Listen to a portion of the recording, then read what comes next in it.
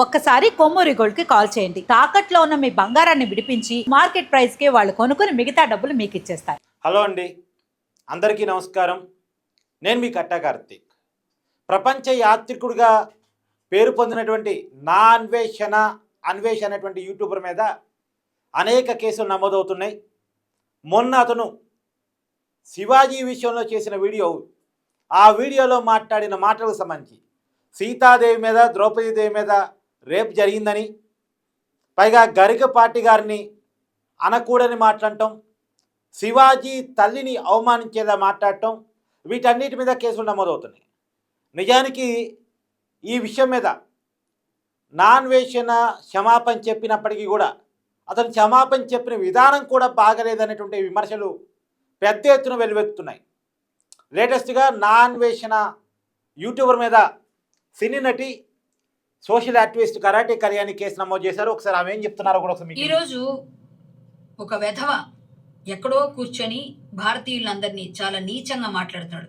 ఆ వెధవ పైన ఈరోజు ఉదయం నుంచి కష్టపడి ఇన్ని పేపర్లతో కంప్లైంట్ ఇచ్చి ఈరోజు ఇదిగోండి ఎక్నాలజ్మెంట్ తెచ్చుకున్నాను. రేపు ఉదయాన్నే ఎఫ్ఐఆర్ కూడా వస్తుంది. వాడికి బుద్ధి రావాలంటే మనందరం చేయాల్సిన పని ఏంటో తెలుసా? వాడిని సబ్స్క్రైబ్ చేసిన అందరూ కూడా, వాడి సబ్స్క్రైబ్ చేసిన వాళ్ళందరూ కూడా మరొకసారి ఆలోచించుకోండి. మీరు ఇచ్చిన ప్రతి సబ్స్క్రైబ్ చేసిన ఒక్కొక్క బటన్ ఏదైతే ఒత్తారో ఒక్కొక్క లైక్ వాడికి డబ్బులు తెచ్చిపెడుతుంది. ఆ డబ్బులు మదంతో ఈరోజు భారతీయులందరినీ నీచంగా మాట్లాడుతున్నాడు. భారతదేశాన్ని తప్పు పడుతున్నాడు. వెధవ కాబట్టి అలా మాట్లాడుతున్నాడు. ఒక శివాజీ గారిని చంపాలని మాట్లాడుతున్నాడు, రెచ్చగొడుతున్నాడు. హిందూ ముస్లిం గొడవలు రెచ్చగొడుతున్నాడు. అంతేకాకుండా గోమాతని, అలాగే మేకల్ని, కుక్కల్ని కూడా భారతీయులు రేప్ చేశారంటున్నారు. అందులోని హిందువులే చేశారని చెప్తున్నాడు. ఇంత నీచంగా మాట్లాడుతున్న వాడికి రూపాయి ఇస్తున్నారు. 2.5 మిలియన్ సబ్స్క్రైబర్సా? 2.5 మిలియన్ సబ్స్క్రైబర్సా వాడికి? అంతమంది సబ్స్క్రైబర్స్ ఇచ్చింది కూడా మనమే. ప్రతి రూపాయి కూడా వాడికి వస్తుంది భారతదేశం నుంచి. మళ్ళీ అదే భారతదేశం నుంచి తెలుగు వాళ్ళ నుంచి వస్తుంది. వేరే భాష మాట్లాడట్లేదు వాడు. తెలుగు వాళ్ళందరూ కలిసి వాడికి అంత డబ్బులు ఇచ్చి అంతంత చేసి వాడు తిట్టించుకుంటాం మనం. తిరిగి వాడు బూతులు మాట్లాడి 14 ఏళ్ళ అమ్మాయిని 1000 రూపాయలు ఇచ్చి అనుభవించానని చెప్తే మైనర్లందరూ ఏమైపోతున్నారు ఈరోజు? మైనర్ పిల్లలందరూ చెడిపోరా?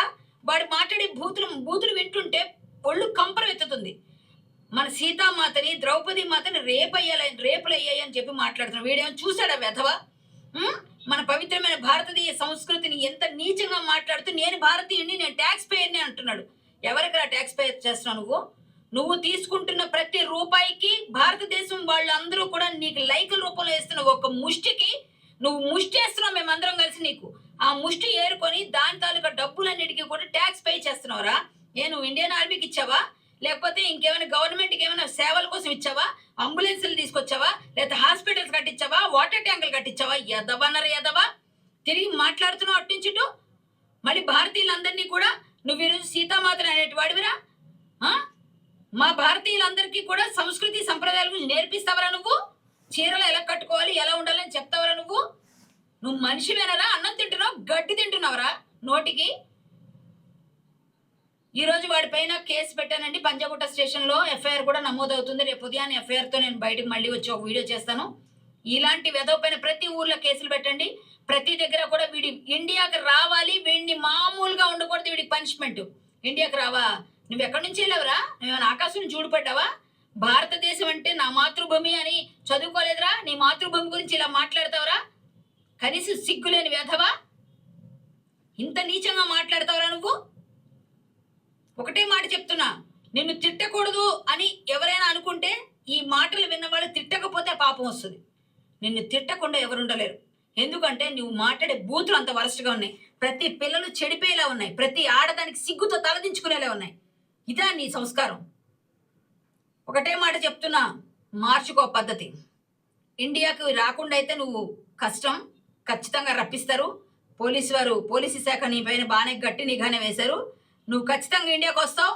ఇండియా గురించి ఏమేమి మాటలు చెప్పావో, ఏమేమి అన్నావో నువ్వన్నీ కూడా గుర్తుపెట్టుకో. కర్మ ఖచ్చితంగా నీకు రిటర్న్ అవుతుంది. ఇది గుర్తుపెట్టుకో. జై శ్రీరామ్. భారత్ మాతా की जय. అందరికీ నమస్తే. భారత్ మాతా సో ఆమె మాట్లాడిన ప్రతి మాట కూడా కొంత వాల్యుబుల్గా నాకు అనిపించింది. అందుకే మొత్తం కూడా మీకు వినిపించే ప్రయత్నం చేశాను. నా అన్వేషణ యూట్యూబర్ మీద పంజాగుట్ట పిఎస్లో కేసు నమోదు చేశారు సినీ నటి కరాటే కళ్యాణి. ఇక్కడ మనం ఒక విషయాన్ని మనం అర్థం చేసుకోవాలి. ఆమె మాట్లాడిన మాటలో ఒక వ్యాలిడ్ పాయింట్ ఏంటంటే, మనమే డబ్బులు ఇచ్చి మనమే తిట్టించుకుంటున్నాం. మనమే డబ్బులు ఇచ్చి మననే తిట్టించుకుంటున్నాం. మన సంస్కృతిని తిట్టించుకుంటున్నాం. మన సాంప్రదాయాలను తిట్టించుకుంటున్నాం. మనకి ధర్మాన్ని బోధిస్తున్న పెద్ద మనిషిని తిట్టించుకుంటున్నాం. మనం దేవుళ్ళుగా కొలుస్తున్నటువంటి మాతలను తిట్టించుకుంటున్నాం. ఇంతకన్నా దురదృష్టం ఇంకోటి ఉండదు. కాబట్టి ఇప్పటికే కరాటే కళ్యాణి గారు పిలిపించారు. అది పక్కన పెడితే అసలు జనాలుగా ఎవరు కాలే బాగా రియాక్ట్ అయ్యారు. చైతన్యం బాగా వచ్చింది. నిన్న ఒక్కరోజే లక్షల మంది నాన్ వేసిన యూట్యూబర్ అన్సబ్స్క్రైబ్ చేసుకున్నారు. అలాగే ఇన్స్టాగ్రామ్లో కూడా లక్షల మంది అన్ఫాలో అయ్యారు. అంటే వాస్తవానికి నేను అతను ఫాలోగా నాకు తెలియదు. గతంలో ఎంతమంది ఉన్నారు, ఇప్పుడు ఎంతమంది ఉన్నారో అని నాకు తెలియదు. కానీ నేను వార్తల్లో అయితే విన్నాను, బాగానే యూట్యూబ్ నుంచి అతని నుంచి అన్సబ్స్క్రైబ్ అయ్యారు, అన్ఫాలో అయ్యారు అనేటువంటి విషయం. ఇంకో మాట కూడా విన్నాను, అసలు యూట్యూబ్ చరిత్రలోనే ఒక్క రోజులో లక్షల మంది అన్సబ్స్క్రైబ్ కావటం అనేటువంటిది ఒక రికార్డ్ అట. ఒక్క రోజులోనే లక్షలాది మంది అన్సబ్స్క్రైబ్ కావటం ఒక రికార్డ్ అట. మామూలు సబ్స్క్రైబ్ అవుతారట, కానీ అన్సబ్స్క్రైబ్, ఇతను మాకు ఇష్టం లేదు, ఈ యూట్యూబ్ ఛానల్ మాకొద్దు అని ఫాలో అవుతున్నటువంటి వాళ్ళు ఒక్క రోజులో లక్షల మంది అన్సబ్స్క్రైబ్ కావటం అనేటువంటిది ఒక రికార్డ్ అట యూట్యూబ్ చరిత్రలో. సో ఆ దెబ్బ గట్టిగానే నాన్ వేషన్ కూడా తెలిసి వచ్చినట్టు ఉంది. కానీ ఏది ఏమైనా డబ్బులతోనా లేదు కాంట్రవర్సీతో ఫేమ్ కావాలనుకొని మదమెక్కి మాట్లాడుతున్న వాళ్ళకి బుద్ధి రావాల్సిందే. అతను ఎక్కడో విదేశాల్లో ఉన్నాడు కాబట్టి ఇక్కడ పెడుతున్న కేసులు అతను ఏం చేస్తాయి అనేది ఒక చర్చ ఉంది, నిజమే. కానీ ఏది ఏమైనా అలాంటి వ్యక్తికి బుద్ధి రావాల్సిందే. బుద్ధి రావాలంటే సమాజం వెలువేయాలి. సమాజం ఏ సబ్స్క్రైబర్స్ చూసుకొని, ఏ ఫాలోవర్స్ చూసుకొని బల్బ్గా మాట్లాడుతున్నాడో మనమంతా కలిసి వెలేస్తే ఆ బల్బ్ మొత్తం తగ్గిద్ది. ఇప్పుడు ఏం చూసుకొని బల్బ్గా ఫీల్ అవుతున్నాడో మనందరం కూడా కలిసి వెలేస్తే ఆ బల్బ్ ఖచ్చితంగా తగ్గిద్ది. ఖచ్చితంగా కాళ్ళ బేరానికి వస్తాడు. కాళ్ళ బేరానికి వస్తాడు కాబట్టి రప్పించగల దమ్ము మన దగ్గర మాత్రమే ఉంది. కాబట్టి ఎవరికి వాళ్ళుగా రియాక్ట్ కావాల్సినటువంటి అవసరం ఉంది. ఖచ్చితంగా అతను మాట్లాడిన ప్రతి మాట కూడా అత్యంత బాధాకరమైన మాట, చాలామంది మనోభావాలని బాధ పెట్టేటువంటి మాట. శివాజీ మాట్లాడిన తప్ప ఒప్ప భిన్నాభిప్రాయాలు ఉండడం తప్పలేదు, మళ్ళీ చెప్తున్నాను. ఇక్కడ ఏదో శివాజీని సమర్థించడం కోసం నా అన్వేషణ వ్యతిరేకించట్లేదు, అసలు కాన్సెప్టే వేరు. శివాజీ పెట్టిన చర్చలోకి అసలు నా అన్వేషణ దూరలేదు. నా అన్వేషణ శివాజీని వ్యక్తిగతంగా టార్గెట్ చేశాడు, వాళ్ళ తల్లిని తిట్టాడు.